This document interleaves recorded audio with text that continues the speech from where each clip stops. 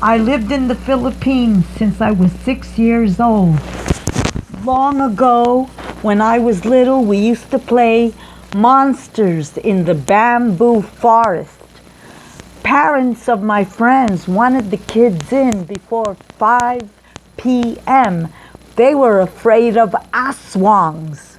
I didn't believe in aswangs, flying creatures like vampires that flew half body and bit people in the liver because they wanted to eat babies' livers.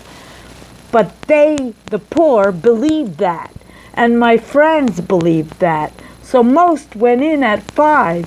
One day I went out and forced my friends to come out with me late at night to prove that they were wrong. But boy, did I have a surprise waiting for me. We were playing and playing with low voices. I thought because my friends were afraid that their parents would hear them. But little did I know, my friends didn't want the aswang to hear them.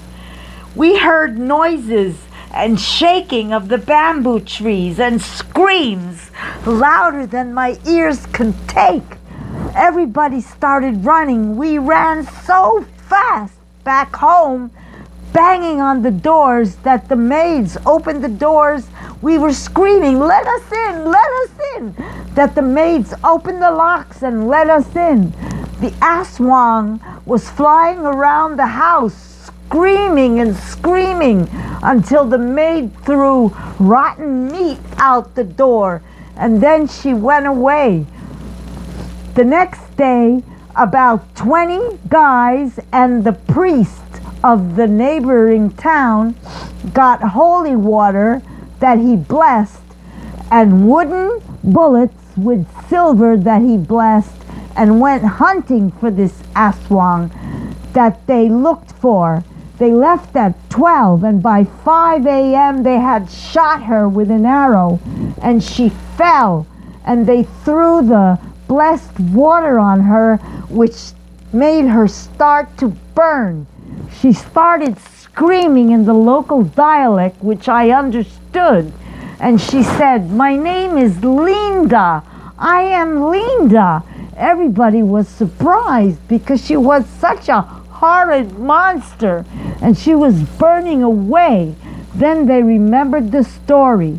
About 70 years ago, there was a beautiful woman married to a war hero who had gone to Mindanao to fight in a war against the Muslims. But he never left any supplies. So this woman used to steal from the cemetery body parts and livers. One day she took her older son and started cooking him. And she killed him and cooked him.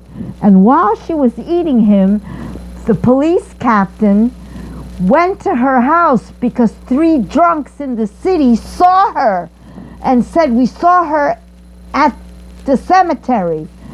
So 3 drunks proved to the captain. The captain went with 10 policemen to her house and saw her eating rice with some meat.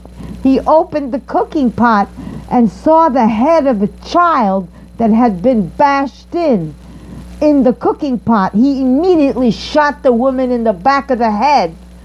He brought a doctor to try to deliver the baby because the woman was pregnant.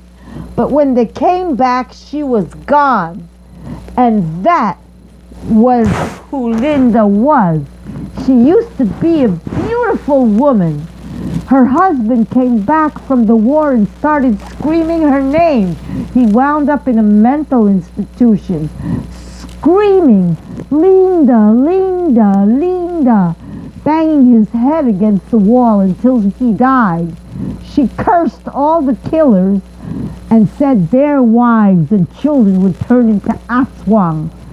As far as I know, none of them did, because they all left the Philippines, as I did. I did get a picture of her burning body, but it's so horrible I can't show it here. But I'll tell you this, I don't sleep at night without taking a sleeping pill, because without it, I hear her screaming, screaming, and saying, "I'm Linda, I'm Linda," and screaming in a horrible voice. The end. A true story.